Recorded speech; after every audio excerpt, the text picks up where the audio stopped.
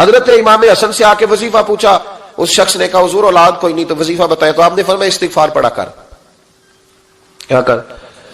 اس نے کہا ٹھیک ہے۔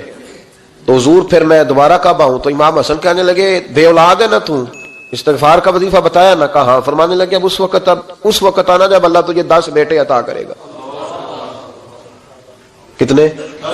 2 4 نہیں، 10 ہی کہہ دیے۔ تو حضرت امیر معاویہ رضی اللہ تعالیٰ دیکھا، کہنے لگے حسن اتنا بڑا دعویٰ؟ آپ فرمانے لگے میں نے کہہ دیا نا تو اللہ فضل کرے گا، ہاں ہاں اللہ خیر کرے گا، خیر ہو جائے گی۔ وہ شخص کئی سالوں کے بعد آیا، کئی سالوں کے بعد، تو حضرت امیر معاویہ کو بھی ساتھ لایا، کہنے لگا حضور اللہ کے فضل سے اللہ نے 10 بیٹے عطا فرمائے، پورے 10 ہی اللہ نے دیے۔ تو حضرت امیر معاویہ کہنے لگے جناب بات تو آپ کی سچی ہو گئی، پر مجھے بھی بتائیے وظیفہ کہاں سے لیا؟ فرمانے لگے قرآن پاک سے، سورہ نوح کی 10 11 12 آیت پڑھو۔ اللہ فرماتے ہیں تم استغفار پڑھو، میں تمہاری بیٹوں سے بھی مدد کروں گا، مالوں سے بھی مدد کروں گا۔ تو میں نے استغفار بتائی تھی اور قرآن میرے اللہ کا ہے، رب کا وعدہ جھوٹا ہو سکتا؟ فرمایا 10 بیٹے ملنے تھے، میں نے کہہ جو دیا تھا۔ وہ میرے بھائیوں یاد رکھیں، استغفار اللہ کی رحمت نازل کر۔ ایک ہوتا ہے خوف، ایک ہوتی ہے خشیت۔ خوف والے لوگ توبہ کرتے ہیں، خشیت والے استغفار کرتے ہیں۔ ایک ہوتا ہے خوف، ایک ہوتی ہے خشیت والے استغفار کرتے ہیں۔ نبی کریم علیہ السلام نے فرمایا میں دن میں 100 مرتبہ استغفار کرتا ہوں، دن میں 100 مرتبہ۔ توبہ والا کہتا ہے کہ میں بھول گیا تھا، مجھے معافی مل جائے، اور خشیت والا کہتا ہے میرا یار ناراض نہ ہو جائے، وہ استغفار ہی کرتا رہتا ہے، وہ معافی حضرت رومی نے مثال دی ہے، فرماتے ایک عورت تھی تو بھیک مانگا کرتی تھی، ایک دن بادشاہ کے دروازے پہ بھیک مانگنے گئی تو بادشاہ کو پسند آ گئی، اس نے نکاح کر لیا۔ 20 کنیزائیں اس بی بی کے پاس تھی خدمت کرنے کے لیے، روٹی دینے کے لیے، کپڑا دینے کے لیے، لیکن وہ ہر وقت روتی رہتی تھی، ہر وقت روتی۔ ایک سمجھدار کنیز کہنے لگی کہ ملکہ اب تیرا درجہ بہت بڑا ہے، تو ہر وقت روتی رہتی ہے، معافیاں ہی مانگتی رہتی ہے ہر وقت، کون سی ایسی نعمت ہے جو تیرے پاس نہیں؟ تو وہ کہنے لگی اس لیے تو روتی ہوں۔ کیا مانا؟ کہنے لگی اس لیے روتی ہوں کہ میں اس قابل نہیں تھی جو مجھے مل گیا، کہیں میرے سر کا سائیں ناراض نہ ہو جائے، وہ کہیں بگڑ نہ جائے، مجھے پتا ہے کہ میں کیا تھی اور مجھے کہاں تک پہنچا دیا، میں روتی اس لیے ہوں کہ کبھی کہیں وہ ناراض۔ حضرت عمر اس لیے روتے تھے کہ کہیں مصطفیٰ ناراض نہ ہو جائے، حضرت ابو بکر اس لیے تڑپتے تھے کہ کہیں اللہ کا فضل روٹھ نہ جائے۔ یہ جو مولا علی اپنے کمرے میں بیٹھ کے زور زور سے استغفار پڑھتے تو اس لیے نہیں کہ بڑے پاپ تھے جن کی معاذ اللہ معافی مانگتے تھے، اس لیے کہ رب رسول کہیں ناراض نہ ہو۔ خشیت تھی کہ جہاں ہم پہنچے ہوئے کہیں وہاں سے واپس۔ استغفار بندے کی اللہ سے صلح کرا دیتا ہے، بندے کی رب سے صلح ہو جاتی ہے جب استغفار۔ دیکھیں نا بڑی سادی سی بات ہے کہ 2 بھائی ناراض ہو تو بڑا کہتا ہے اس نے میری بے ادبی بڑی کی، تو چھوٹا اگر پاس آ جائے اور پیر پکڑ لے کہ چل یار معاف کر دے، تیرا بھائی نہیں۔ پتہ کیا ہوتا ہے؟ صرف معافی نہیں ملتی، ہاں صرف معافی نہیں، چھوٹے نے بے ادبی کر دی، بڑے کو تکلیف ہوئی، بات جب آگے بڑھی نا تو بڑے نے شکوہ کیا، جب لوگوں نے چھوٹے کو سمجھایا تو چھوٹا جب معافی مانگتا، ادھر دیکھو میری طرف، جب چھوٹا معافی مانگتا ہے نا اٹھ کے جاتا ہے اور بڑے کے پیر پکڑتا ہے تو میرا معاف نہیں کرتا، بڑا رو بھی پڑتا ہے، بڑا رو بھی پڑتا ہے، اور وہ کہتا ہے کہ وہ میں اور تم اماں کے پاس اکٹھے بیٹھتے، ایک باپ کی موٹر سائیکل پہ اکٹھے بیٹھتے، تو تیرا اور میرا رشتہ یار تو نے یہ کیوں؟ وہ جو آنسو نکلتے ہیں نا وہ درد ہوتا ہے، وہ کیف ہوتا ہے، وہ سوز ہوتا ہے، وہ لذت ہوتی ہے، وہ پیار ہوتا ہے۔ رب کہتا ہے تو معافی مانگ، انہو کان غفارا، تو معافی مانگ، میں تجھے معاف بھی کروں گا، تیرے اوپر رحمت بھی فرماؤں گا، تیرے اوپر کرم نوازی بھی کروں گا، تجھے نواز دوں گا، تجھے عطا کروں گا۔ حضرت موسیٰ کلیم اللہ علیہ السلام کا زمانہ مبارکہ تھا، قحط پڑ گیا، بارش نہیں ہوتی۔ ہم لوگ نا اب تو خیر ہمارے پاکستان میں تو ٹیبل ٹاک ہوتی ہے، ٹاک شو ہوتے ہیں، ہمارے ہاں تو پتہ کیا جاتا ہے کہ بارش ہو کیوں نہیں رہی، پھر اس پہ یہ ہوتا ہے کہ دھواں بڑا چڑھ گیا ہے، حالات بڑے خراب ہیں، فلاں ایسے ہو گیا، قحط کا۔ ہم تو اسباب تلاش کرتے رہتے ہیں نا جی، پھوک بہت زیادہ ہے، فلاں چیز ایسے ہے، فلاں چیز ایسے، ہم تو یہ تلاش کرتے رہتے ہیں۔ وہ لوگ یوں نہیں کرتے تھے، وہ سیدھے جا کے مسلوں پہ بیٹھتے تھے، اس لیے کہ وہ کہتے تھے جب رب چاہتا ہے تو پھر کوئی چیز کسی چیز کو روک سکتی، وہ سیدھے مسلے پہ بیٹھتے۔ اعلیٰ حضرت فاضل بریلوی رحمۃ اللہ علیہ کے پاس ایک مولانا محمد حسین آئے، وہ فلکیات کے بڑے ماہر تھے، تو اعلیٰ حضرت نے فرمایا ذرا ستاروں کا حساب لگا کے دکھاؤ بارش کب ہوگی؟ کہنے لگا پورا مہینہ تو نہیں ہوگی۔ تو اعلیٰ حضرت رحمۃ اللہ علیہ فرمانے لگے کہو کہ میرا علم کہتا ہے مہینہ نہیں ہوگی، اللہ چاہے تو ابھی ہو سکتی ہے۔ کہنے لگا جی وہ تو ٹھیک ہے پر میرا علم، وہ جیسے روز لوگوں نے پیر نیٹ ٹو شہنشاہ صاحب نہیں کھولے ہوتے کہ بارش کب آئے گی، اور اس کی طرف نہ دیکھ، مصلے پہ بیٹھ، مہربانی کر مصلے پہ بیٹھ، اللہ کی بارگاہ میں حاضر ہو، اس سے معافی مانگ، اسے منا تاکہ وہ رحمت کی بارش۔ کہنے لگا جی میرا علم کہتا ہے، تو اعلیٰ حضرت فرمانے لگے پھر وہی بات، تو کہہ اللہ چاہے تو بارش ابھی، لیکن یہ جو اڑ گئے ہیں نا بیچارے، یہ اڑ ہی گئے ہیں، یہ جہاں الجھ گئے ہیں وہاں یہ لوگ الجھ گئے، اللہ ہمیں الجھنے سے محفوظ فرمائے۔ تو اعلیٰ حضرت اٹھے تو فرمایا ٹائم کیا ہوا ہے گھڑی پہ؟ کہنے لگا جی 12۔ تو اعلیٰ حضرت نے گھڑی گھمائی، اب کیا بج گیا؟ کہنے لگا 4 بج گئے۔ فرمانے لگے بج گئے نا 4؟ کہنے لگا جی آپ نے گھڑی گھما جو دی ہے۔ فرمانے لگے اللہ بھی جب چاہے تو ستارے گھما دیتا ہے، اللہ بھی ستارے گھما دیتا ہے بارش۔ کہنے لگا جی وہ تو ٹھیک ہے پر مہینہ نہیں ہو سکتی، اڑا ہوا بندہ اس کا کوئی علاج ہے جو اڑ جو جائے، اس کے لیے قرآن کہتا ہے وَإِذَا خَاطَبَهُمُ الْجَاهِلُونَ قَالُوا سَلَامًا، اسے سلوٹ کرو دور سے، اسے کہو تو جان اور تیرا۔ کہنے لگا جی ہو نہیں سکتی پورا مہینہ۔ فرمانے لگے یار تو جا اپنا کام کر۔ وہ شخص کہتا ہے میں نے دروازہ کھولا اعلیٰ حضرت کا، کمرے سے باہر نکلا تو تیز بارش ہو رہی، واپس آیا تو میں نے کہا احمد رضا یہ عقیدہ کہاں سے لیا ہے؟ فرمایا دروازہ مصطفیٰ سے لیا ہے صلی اللہ علیہ وسلم۔ تو یاد رکھیں کہ اللہ کو منانا چاہیے، استغفار کرنا چاہیے، اس کی برکات۔ حضرت موسیٰ ساری قوم کو لے کے نکل گئے۔ آؤ بھائی میدان میں اللہ کی بارگاہ میں استغفار کریں اور بارش کا سوال کریں، بارش مانگے۔ جب باہر نکلے دیر تک دعائیں ہوتی رہیں تو حضرت موسیٰ علیہ السلام کو رب کریم نے وحی فرمائی کہ موسیٰ آپ کی قوم میں نے ایک شخص ہے جس کو 40 سال ہو گئے نافرمانی کرتے، اس نے رب سے صلح نہیں کی۔ کتنے لوگ ہیں؟ ایک، اور 40 سال سے وہ نافرمان ہے، اس کو مجمع سے نکال دو بارش ہو جائے گی۔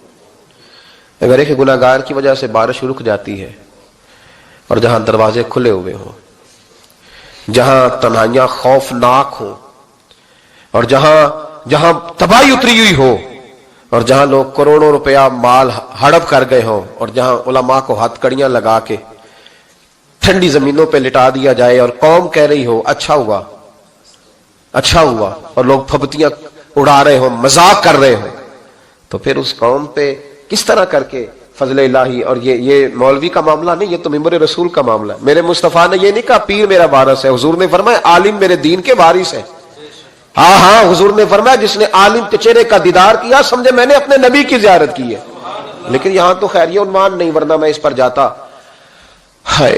تو کہا ایک بندہ ہے 40 سال سے اللہ کی نافرمانی کر رہا ہے، وہ اگر نکل جائے تو بارش ہو جائے گی۔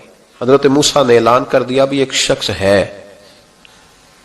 وہ اگر نکل جائے تو بارش ہو جائے گی۔ پتہ تو ہوتا ہے نا سب کو، مجھے بھی پتہ ہے کہ میں اندر سے کیسا ہوں، اور آپ کو بھی خبر تو ہوتی ہے نا جی۔ جب بات ہو رہی ہوتی ہے تو پھر پتہ تو چلتا ہے نا کہ بات کہاں جا کے سیٹ ہو رہی ہے، پتہ چلتا ہے نا۔ اسے بھی چل گیا پتہ، اب اندر ہی اندر رونے لگا۔ اور دیکھو امام رازی اور امام غزالی دونوں نے لکھا ہے کہ اس درد سے رویا، اس درد سے کہ ادھر والے کو بھی پتہ نہ چل جائے، مجمع کے اندر کھڑا ہے اور ادھر والے کو بھی استغفار، دیکھو ادھر والے کو بھی پتہ نہ چل جائے اور ادھر والے کو بھی کہیں ہجوم میں غم میں بھی توہین ضبط غم نہ ہوئی۔ ہم اس احتیاط سے روئے کہ آنکھ نم نہ ہوئی، ہجوم میں غم میں بھی توہین ضبط غم نہ ہوئی۔ ہم اس احتیاط سے روئے کہ آنکھ نم نہ ہوئی، روئے بھی پر کسی کو آنسو نہیں دیکھنے دیے۔ اب اس درد سے کہتا ہے اللہ تو معاف کرنے والا ہے نا، تو معاف کرتا ہے، پردہ پوشی کرتا ہے، اور مالک اگر لوگوں کو پتہ چل گیا تو میرے تو بچوں کا بھی جینا حرام کر دے گا، یا اللہ میری تو آنے والی نسل بھی تڑپ کے وقت گزارے گی۔ مالک تو معاف کر دیا کرتا ہے، لوگ نہیں معاف کرتے، اے اللہ یہ میری خوبیاں بھول جائیں گے، میری خامیوں پر بات، مالک میں یہ ذلت نہیں برداشت کر سکتا، فضل فرما۔ حضرت موسیٰ نے دوبارہ اعلان کیا نکلتے ہو کہ نہیں نکلتے؟ پھر تڑپا خدا بندہ مجھے بے آبرو نہ کر، یہ ذلت اور رسوائیاں یہ نہیں برداشت ہوتی، اللہ درگزر۔ حضرت موسیٰ نے تیسرا اعلان کیا نکلتا ہے یا میں پھر اس کا نام لوں، اللہ سے پوچھ کے نام لوں اس کا، بتاؤ کون ہے؟ اب تو تڑپ گیا، کہنے لگا مالک میں تیری بارگاہ میں استغفار کرتا ہوں، آئندہ نہیں کرتا، آئندہ نہیں کرتا۔ یہ لفظ ادا کیے، بندہ کوئی بھی نہیں نکلا، رب کریم نے بارش عطا کر دی، تیز بارش جب برسی نا، تیز بارش، لوگ تو نہیں دیکھ کے دوڑ گئے۔ تو حضرت موسیٰ کہنے لگا یا اللہ مجھے بھی تو بتا، تو نے کہا تھا کہ جب تک بندہ نہیں نکلتا بارش نہیں ہوگی، تو نکلا کوئی بھی نہیں، بارش ہو گئی، ماجرا کیا ہے؟ تو رب کریم نے فرمایا موسیٰ بس اس نے مجھ سے صلح کر لی، اس نے مجھ سے صلح کر لی. اور امام غزالی نے لفظ لکھے, حضرت موسیٰ نے پوچھا, حالانکہ اللہ اپنے نبیوں کو غیب کے خزانے دیتا ہے, پوچھا کہ اے اللہ مجھے اس کا نام بتا دے. تو رب کریم نے فرمایا موسیٰ جب گناہگار تھا تب نہیں کسی کو بتایا, جب پاپی تھا تب نہیں بتایا, جب مجرم تھا تب نہیں بتایا, اب کیسے بتا دوں؟ فرمایا اس کی میری صلح ہو گئی ہے. اور فرمایا جو بارش نہیں نہ ہو رہی تھی وہ بھی اس کی وجہ سے نہیں ہو رہی تھی, اب جو ہوئی ہے نا تو یہ بھی اسی کی وجہ سے ہوئی ہے. یہ بارش اب جو ہوئی ہے تو یہ بھی یہ اس گناہگار کے سبب سے. اپنی راتیں اللہ کے ساتھ گزارے, مصلی پہ بیٹھے. میرے صاحب رحمۃ اللہ علیہ سے جب کو کہتا نا کہ بڑا پریشان ہوں تو کچھ بتائیں, تو فرماتے آج رات مصلی پہ بیٹھ کے اپنے رب سے بات کرنا, میں بھی بات کروں گا. بندوں کو دکھ بتانے سے عزت میں کمی آتی ہے, اور اگر اللہ کو بندہ اپنے دکھ بتائے تو اللہ عزتیں بڑھا دیتا ہے. ترمذی شریف کی حدیث ہے, نبی پاک علیہ السلام نے فرمایا اگر تو دنیا داروں کو دکھ بتائے گا تو اللہ تجھے غنی نہیں کرے گا, اور اگر تو اپنے رب کو بتائے گا تو اللہ بڑی جلدی تجھے دنیا سے بے نیاز کر دے گا. تجھے لوگوں کی ضرورت نہیں رہے گی. استغفار کریں, کثرت سے کریں, ذوق سے کریں, مصلی آباد رکھیں.